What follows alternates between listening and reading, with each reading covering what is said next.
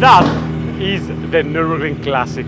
All kind of cool cars, cool Porsches, cool BMWs, NSUs, Capris, everything that is cool here in Germany, you can find it here. And literally, when I say so many cool cars, from spectators to actual race cars to modern cars, there's even an SLS club. So there's like all this kind of stuff here. And I have to do the same job that I did last week. I have to pick the coolest car in this paddock. However, last week it was a track day, so it was easy. But here, how can I pick? However, I think that I have the perfect car for you. It is a real Nürburgring 24-hour winner. And not just any car, it's a very special Dodge Viper. If you know your N24 stuff, you know what I'm talking about. It is the Zakspeed Viper. It has this cool history with the fuel tank that was quick release and the engine that went from V10 to V8. However, instead of hearing the story from me or reading it online on all the forum posts or in a magazine, we're going to have one of the mechanics that actually worked in the car back in the day, and he's going to tell you the whole story. It's a bit of a different video because there is no actual lap, but I think you're going to love it.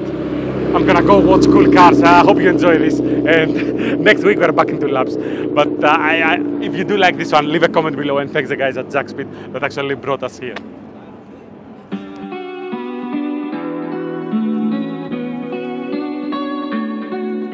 Hello, I'm Yellow. So my name is Marco Fichter, but my nickname is Yellow. So I'm chief mechanic of Zakspeed Classics now, and I'm working for Zakspeed since 1995. So I saw all these big races and all these wins in the last 30 years, and some trouble and some interesting stories, and a big part, like almost 10 years of this history, is this car. It's the Dodge Chrysler Viper. We built this car in 2000. We raced it from 2000 till 2007 or 8. The first race in 1999 was a different car. This is the new car for 2000, and we finished the first race at second position, and then we won 2001 and 2002. The 24 hours race at the Nürburgring. We can walk around a little bit. You know, this is the famous Fuji livery, which we used like 4 years, three years. The car is a GT2 Viper, 8-liter V10. But we did some special modification to it. For the Nürburgring, we raised the car. We gave more droop travel to the dampers. We had to adapt the mufflers because we were limited in noise and stuff like that. And we mainly worked at the reliability of this car. This was the main advantage for years. And so we won 2001, 2002, and 2003. Then we got a limited fuel capacity by the regulation. So everybody complains, oh, the Viper is just too fast. We need to slow it down. And the manufacturers entered the 24-hour race and a lot of political stuff. So they decided to reduce our fuel capacity to, at the beginning, 70 liters, and all the competitors have been running 120. So it was hard to win with this car. So we decided if it takes 2 minutes to refuel the car, it's probably an option not to refuel the car, but to change the empty fuel cell to a full fuel cell. So we modified the rear end of the car and built our special changeable fuel cell system. Can open the rear end like this, and then remove the connectors and the fuel lines. So this one, I have to keep it on, and then just lift out the empty fuel cell. And the new one was on a trolley like here, and you just slide it in and connect it back.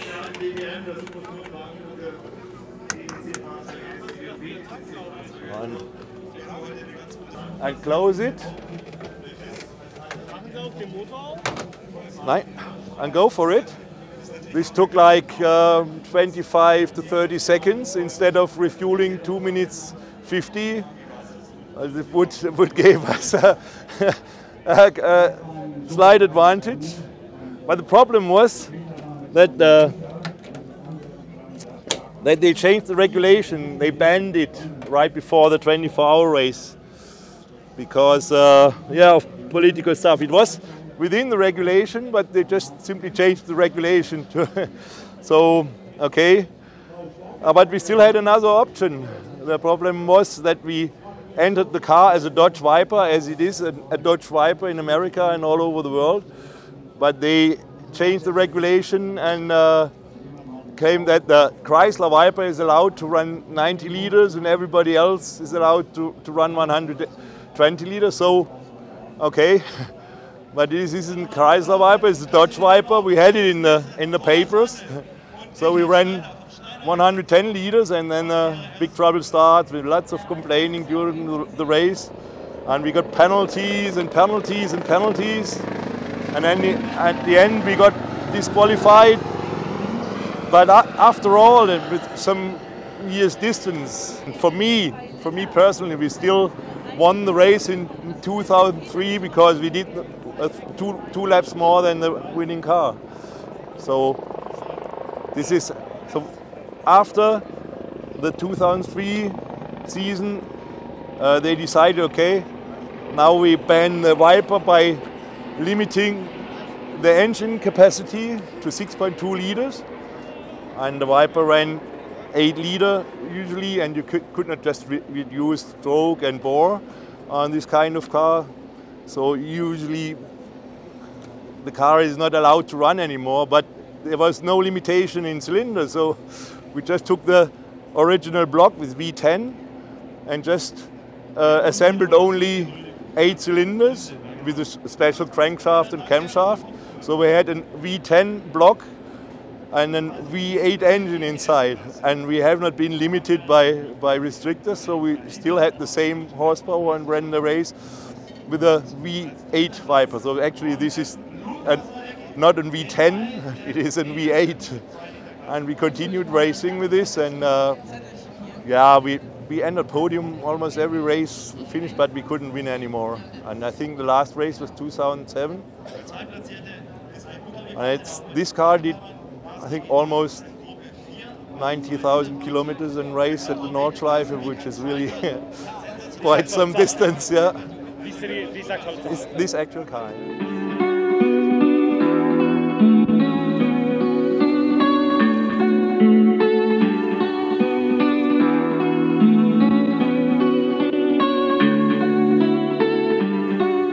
This car only raced Nürburgring, and it raced in Spa once, only one time in Spa.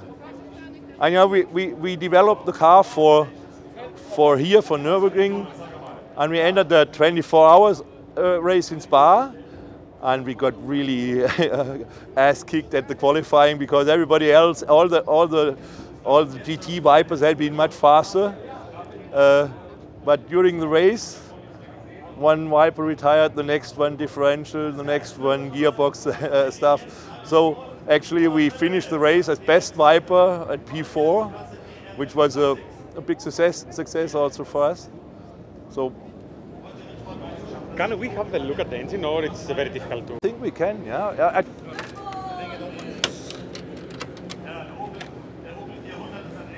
So, hast du auf?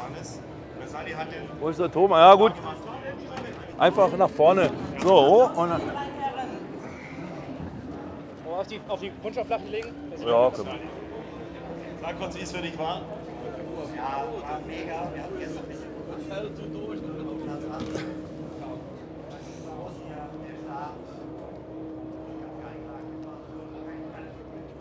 The funny thing around this V8 engine in a 10-cylinder block is that we removed the front pistons, and we just at the headers we just closed the And then we took off the spark plug of the first cylinder, but the plug was in, but not the connector. And sometimes, you know, we put the bonnet on and somebody, oh, you forgot the spark, the first one. No, it's all right, we can close it like this. Fine, but you know, the V10 engine, we always had to run with restrictors. So the engine power was limited to around 580, 600 horsepower. And with a 6.2 liter V8 engine, we've been allowed to run without restrictor at full power. So the engine was unlimited, around 600, 620 horsepower. So it was almost, it was even more powerful. The main problem was the fuel consumption. The V8 engine was revving up to 8.4, something like that, versus 5,900, the restricted V10. So the fuel consumption was higher, but the power was really nice. And the sound outside there, you know, the V8 with 8,200 was really, really incredible. The spectators loved it.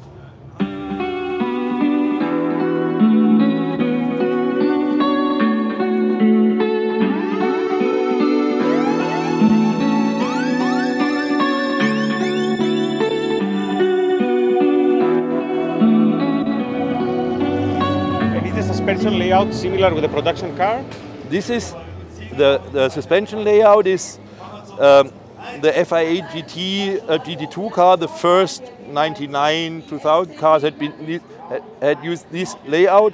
Later versions of the GT2 Vipers had a different layout with some motorsport wishbones. This is the original wishbone layout, just with spherical bearings.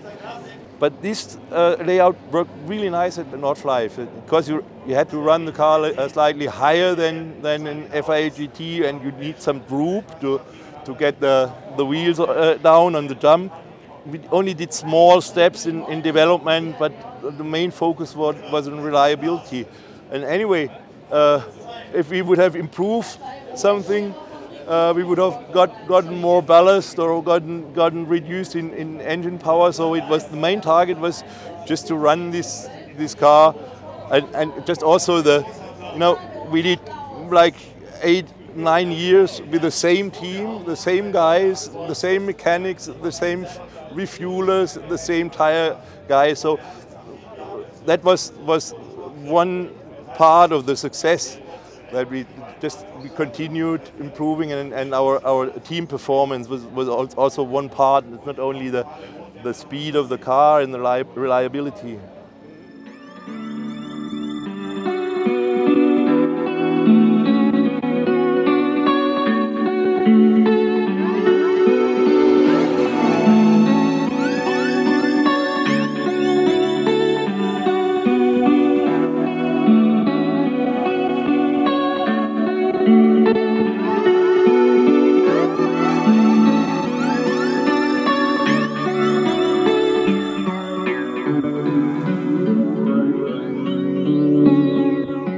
Now, if having one of the original mechanics that worked on this car back in the day speak to us about this wasn't cool enough, we have one of the Zakspeed brothers, Peter, that drove this car back in the day. He will tell us a little bit how that felt. He will tell us about the whole story, the controversies, and we're going to hear firsthand about someone that has actually sit behind that wheel. I could not think of a better way to close this video.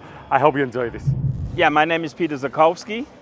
I drove the Viper in the 1998, 2000, 2001 and 2003, and we won 3 times with this car the 24-hour race. In the beginning, 1990, we have a big air restrictor, and after this we get a lot of politician BOP, we call it today. Those times was not BOP, it calls something else. And we had a lot of fun with this car. In 2000 we get 1,650 kilo. But they forgot in the regulation the size of the air restrictor. And then they told us, you cannot drive this year. We have a weight with 1,650 kilo. And then we say, okay, but that is the regulation what you have to bring out. Yes, that is the regulation. Then we try, we put an engine on with no air restrictor, that was 1,000 PS. And then we drive with 1,650 kilo on the Nürburgring Loop, and that was really fun. And then we have a test, and then we go in the race. It was special. We was on pole position, and we lose this race in the end of the 24 hours with 3 minutes. And we have a stop in the night with 7 minutes to change the rear damper. It was broken. So the car was really fast. And I remember on the long straight down to Tiergarten, we have 319 km with 1,650 kilo. So that was the most experience. And then the year after, we get a small air restrictor, we get lose the weight, and then we won again, 2001 and 2002. And after this, we get we make the regulation was with not 10 liter, restriction to 8.5 liters. Then we make a V8 from the V10 engine. But that was not only 2 piston out, but we make a new crankshaft, everything new, and that was the V8 car. And we finished always second or third. We didn't win again, but we was also competitive with this. Is it one of your favorite cars that you've driven through the years? Okay, it's for sure his favorite car. If you win 3 times the 24-hour race, what can I say? So I love the car. It was really reliable. It was really good to drive the car, have a lot of torque. That means if you have a small air restrictor, we have more torque. You can overtake out of the corner the guys, and it was always a lot of fun and was a lot of emotion with this car. And you have two kind of people. One love the car or hate the car. So you was always between.